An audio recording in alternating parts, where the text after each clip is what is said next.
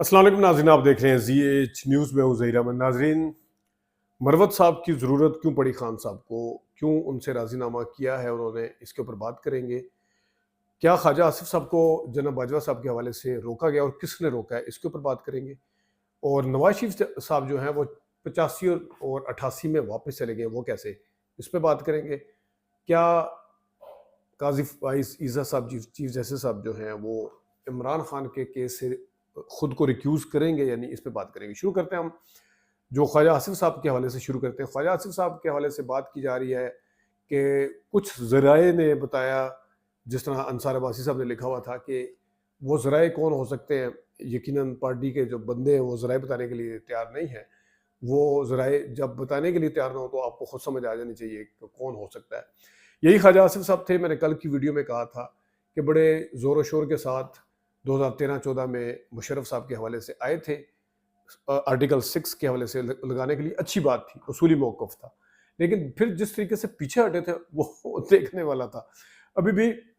یہ اس دن سے سیاہ و سفید کے مالک جو تھے وہ باجوہ صاحب تھے اور سارا کچھ یہ کہتے پھر رہے ہیں، لیکن آہستہ آہستہ ان کو بھی کہا گیا، کیونکہ ملک احمد اور ان کا آپس میں جو چلا ہے اس کے حوالے سے بھی ہے، تو باقاعدہ طور پر آنے والے دنوں میں جنرل باجوہ صاحب کے حوالے سے خاموشی اختیار کی جائے گی، اس جنرل باجوہ کے حوالے سے خاموشی اختیار کی جائے گی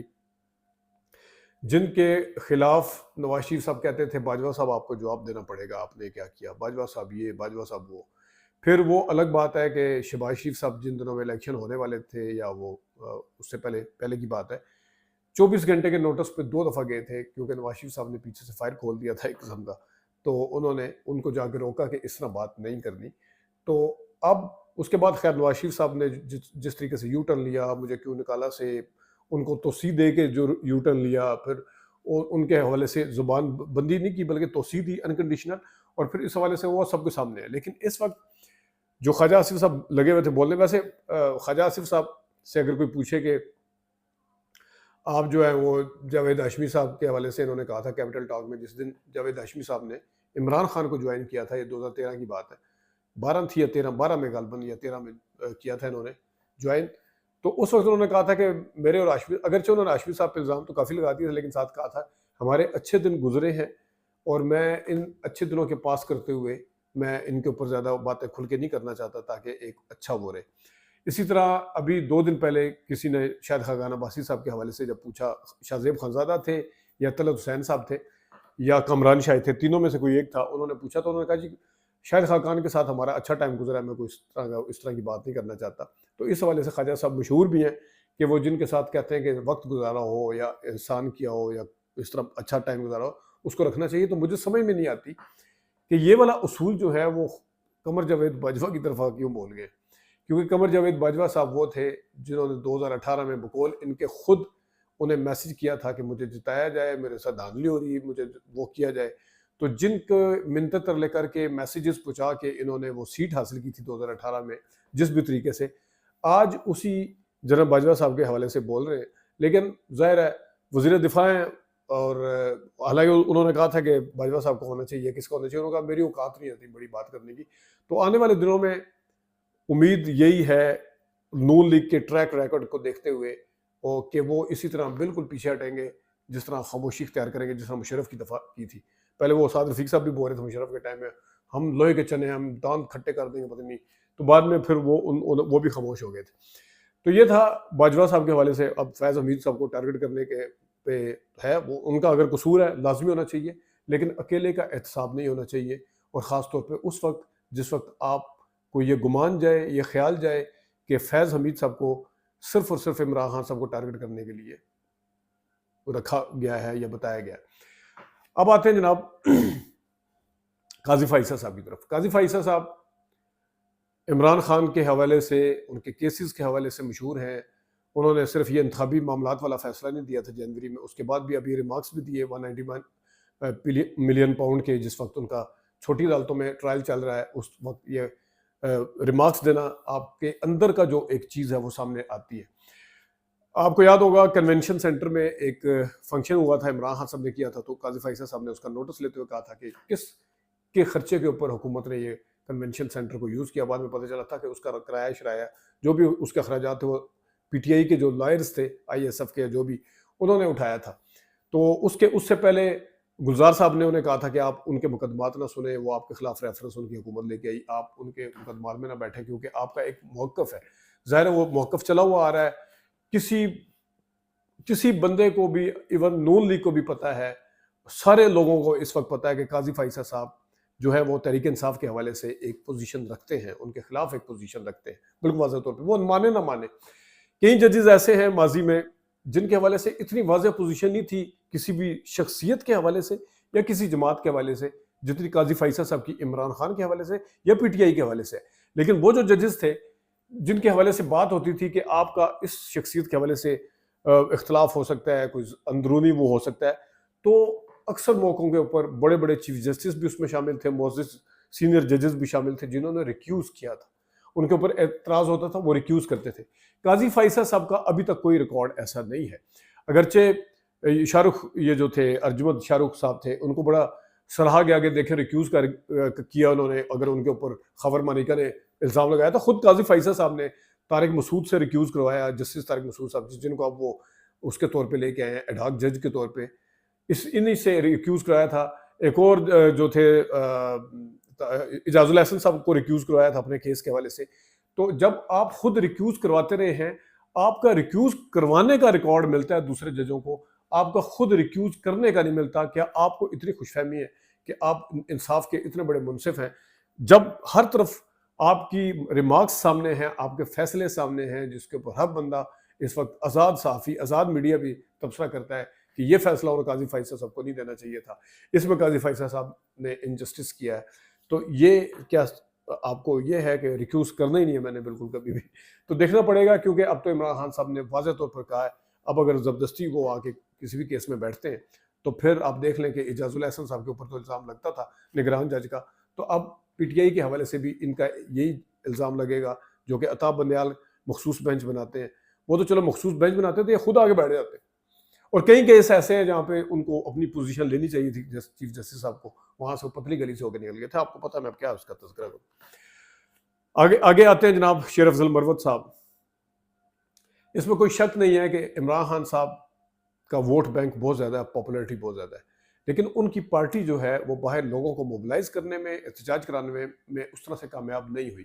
یہی وجہ ہے کہ عمران خان صاحب کی جو سسٹرز ہیں، بہنیں ہیں، وہ سپریم کورٹ پہنچ جاتی ہیں، نہیں پہنچتے تو پارٹی نہیں پہنچتی، پارٹی سے رابطہ کرتے ہیں، فون نہیں اٹھاتے، بعد میں جب میڈیا میں آتا ہے تو وہ لوگ پہنچتے ہیں کتنے وہ سنسیر ہیں کیا ہے اور کس طریقے سے وہ کمپرومائز بھی ہیں جو لیڈرشپ ہے باقی. لیکن عمران خان صاحب شیر افضل مروت صاحب سے ناراض تھے، انہیں ڈسٹنس پہ کیا ہوا تھا اور انہیں مل ہی نہیں رہے تھے. وہ اب وہ ملے ہیں، انہوں نے جب احتجاج کا کہا ہے. اب ایک بندہ جو جیل میں ہے 1 سال سے، اسے یہ خبر ملے کہ ان کے قائم مقام چیئرمین صاحب، ان کے اپوزیشن لیڈر صاحب تو کچھ نہیں کہہ رہے، ایک شیر افضل مروت نام کا بندہ ہے وہ گارنٹی دیتا ہے کہ میں احتجاج کروں گا، این او سی ملے نہ ملے، یہ کریں گے وہ کریں گے. تو اب مجھے بتائیں کہ کون سا بندہ انہیں سوٹ کرے گا. اب اگر شیر افضل مروت صاحب ہوتے بیرسٹر گوہر کی جگہ، عمر ایوب کی جگہ یا کسی اور کی جگہ، تو کیا وہ ان کی بہنیں انہیں فون کرتی، وہ نہ اٹھاتے؟ شیر افضل مروت صاحب ان کے اوپر الزام جتنے بھی ہیں، یا انہوں نے کوئی غلط بھی کیا، سوشل میڈیا کو بھی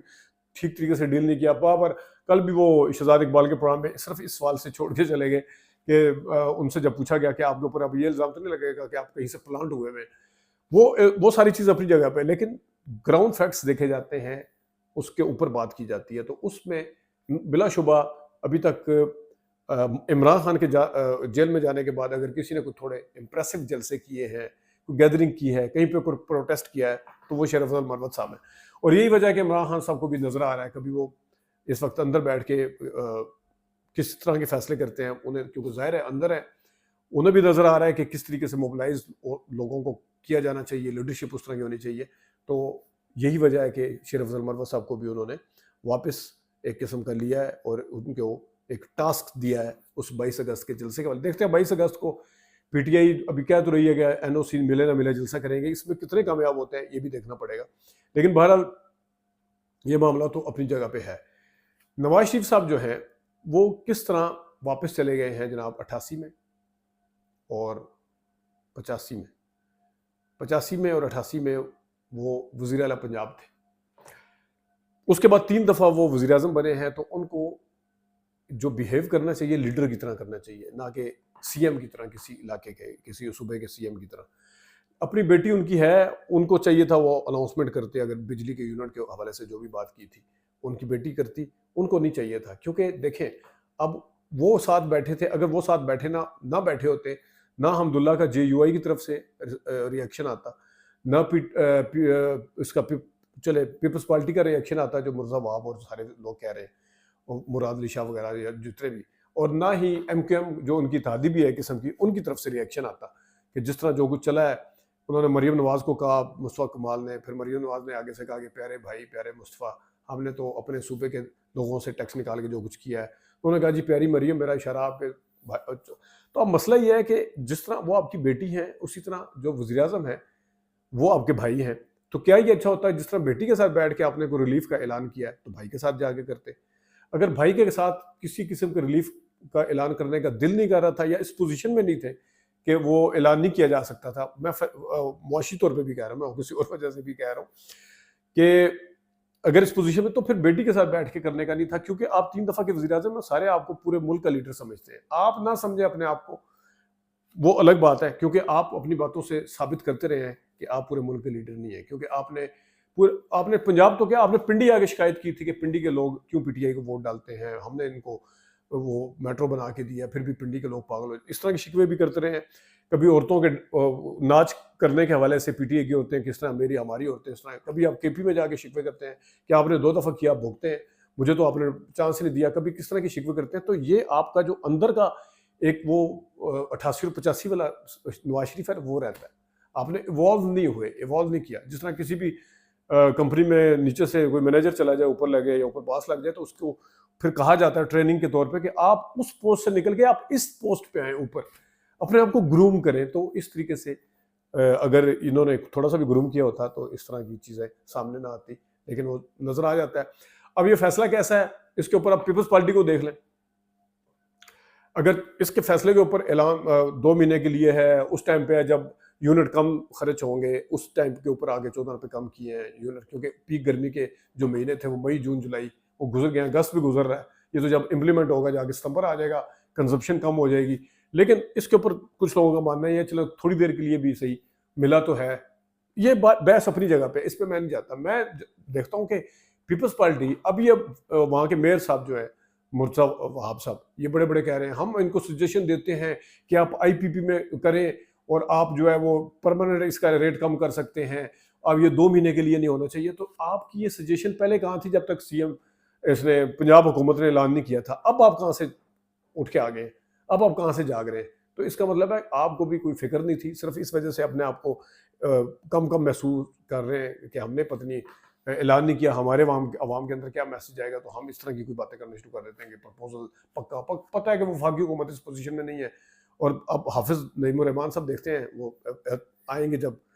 ادھر احتجاج کرنے کے لیے وہ کیا کرتے ہیں. لیکن ابھی تک جو ہے وہ معاملہ معاشی طور پہ بھی معاملات اس طرح سے نہیں ہے, اور نواز شریف صاحب نے بھی جو ہے وہ ایک